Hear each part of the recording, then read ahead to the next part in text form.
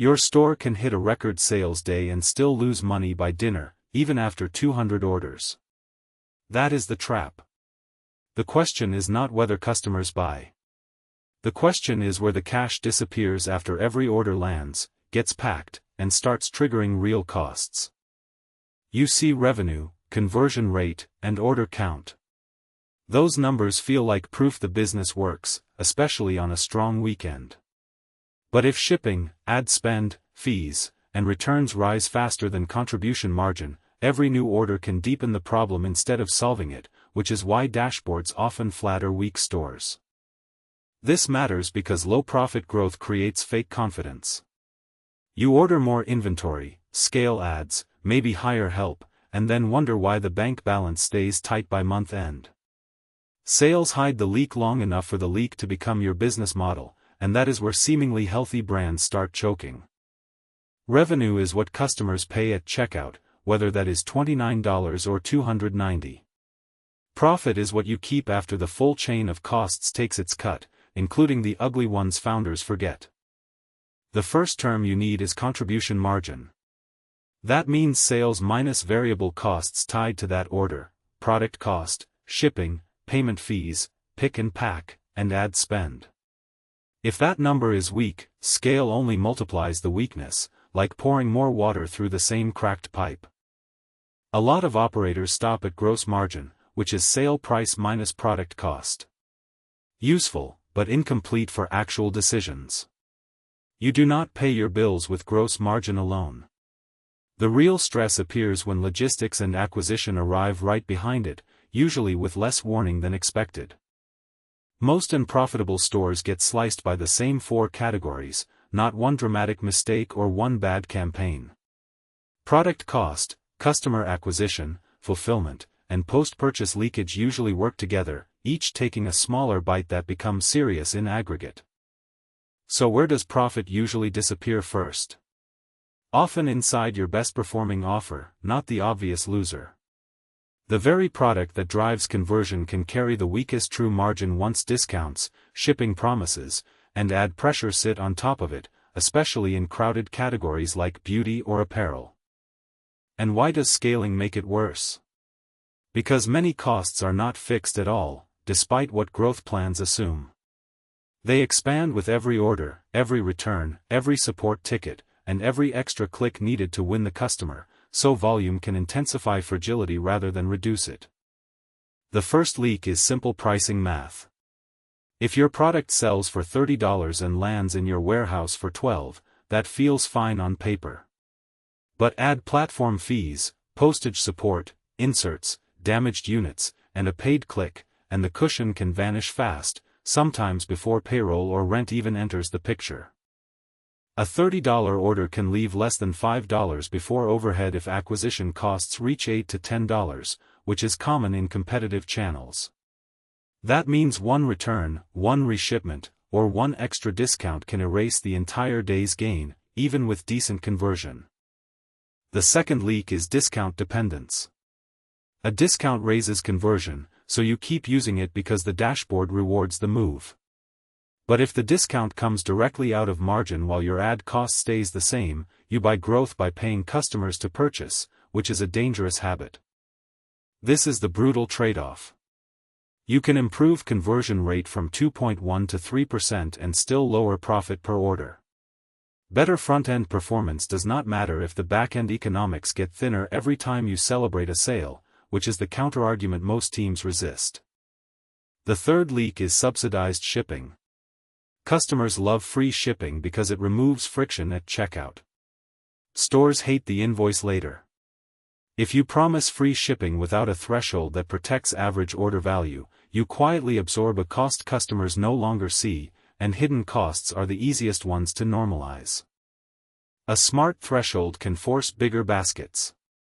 A careless threshold just pays postage on low-value orders and teaches customers nothing. If your average order value is $42 and free shipping starts at $35, you are not nudging behavior. You are funding convenience, and likely hurting contribution margin on routine purchases. Leak 4 is ad math. You look at return on ad spend and assume the campaign works because the ratio looks clean. But return on ad spend ignores product margin. A 4x return can still be bad if your item carries thin margin and heavy fulfillment costs, which happens more often than ad teams admit. A high return on ad spend is not a guarantee of profit, no matter how often screenshots say otherwise. It is only a traffic efficiency number until margin proves the sale was worth winning, after fees, shipping, and likely return exposure. Here is the first loop answered. Your best seller often attracts the most clicks, the most competition, and the most discount pressure in the catalog. It can dominate revenue while underperforming on profit because the market keeps pushing its economics toward the floor, especially once rivals start bidding aggressively. That is why store-level revenue can look healthy while store-level profit stays weak for months. A few low-margin high-volume products can drag the entire catalog down. The answer is not always more traffic. Sometimes it is a different product mix, with fewer vanity winners and more durable earners. These products often underperform on profit even when they convert well: low-ticket items, bulky items, fragile items, and products with high size variants that trigger more returns. In practice, that can mean phone accessories, furniture, glassware, or fashion with inconsistent fit. Leak 5 is returns. Many stores count a sale as a win too early, often the same day it ships. But a returned order often keeps the ad cost, keeps some processing cost, and may add reverse logistics. The revenue leaves, while parts of the expense stay behind, which rewrites the original economics. A generous refund policy can improve conversion, but it also changes your true margin profile in measurable ways. If 1 in 10 orders returns, your economics are not built on 90% of orders. They are built on all 100, because all 100 created cost exposure up front. Then there are the boring cuts: card processing, platform fees, apps, fraud tools, subscription software, and little workflow add-ons. None of them feels fatal alone. Together they act like a tax on every order, especially painful on lower-priced products where a few dollars matter more. A few percent here and a few dollars there sound manageable, even harmless in isolation.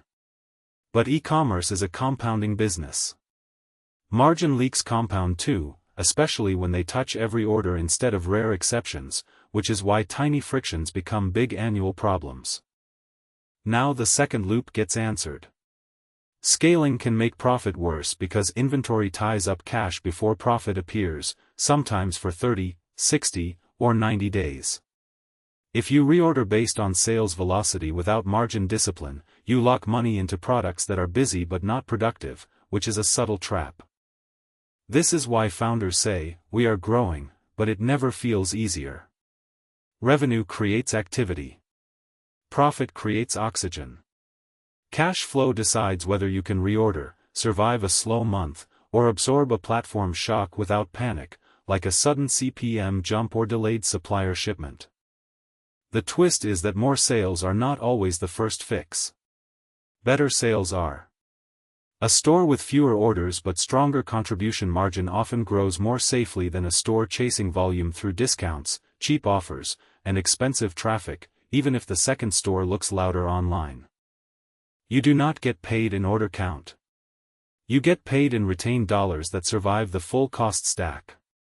100 low-quality orders can be worse than 60 profitable ones if the weaker batch carries heavier support, shipping, and return burden, despite looking stronger in top-line screenshots. First action: calculate contribution margin by product, not just by store or channel summary. Rank every SKU by dollars kept after variable costs. You will usually find that a few quiet products support the business while loud favorites only create motion, attention, and misleading confidence. Second action: rebuild your free shipping and discount rules with harder numbers behind them. Set thresholds above your current average order value so customers have to earn the incentive with bigger baskets. Otherwise your promotions reward behavior people already plan to do, which means you subsidize normal demand. Third action: stop grading campaigns on return on ad spend alone, especially when margins vary by SKU. Judge them by contribution margin after ad spend. That one change prevents you from scaling traffic that looks efficient in the dashboard but weakens the business underneath, which is the distinction that matters. Before you push any product harder, ask 3 things before the next campaign goes live. Does it keep enough dollars after variable costs? Does it reduce or increase return risk? Does it lift average order value or only by a temporary conversion spike that fades next week? Most profit problems do not require a miracle product or a viral ad breakthrough. They require discipline. Cleaner bundles, stricter discounts, better packaging, tighter supplier terms, and realistic shipping promises can improve margin faster than another week of creative testing, because the fixes hit the fundamentals directly. If a sale does not leave enough retained dollars, it is not a growth signal, no matter how impressive the revenue graph looks. It is a warning dressed as momentum, and smart operators learn to read that disguise early. Healthy growth feels less dramatic than hype suggests. Average order value rises with intent, not desperation. Return rates stay contained. Shipping policies shape behavior. And the products you promote most are the ones that strengthen cash flow, not just screenshots, vanity charts, or celebratory Slack messages. Run the numbers, protect the margin, and build the store like an operator, not a scoreboard addict. Keep more of what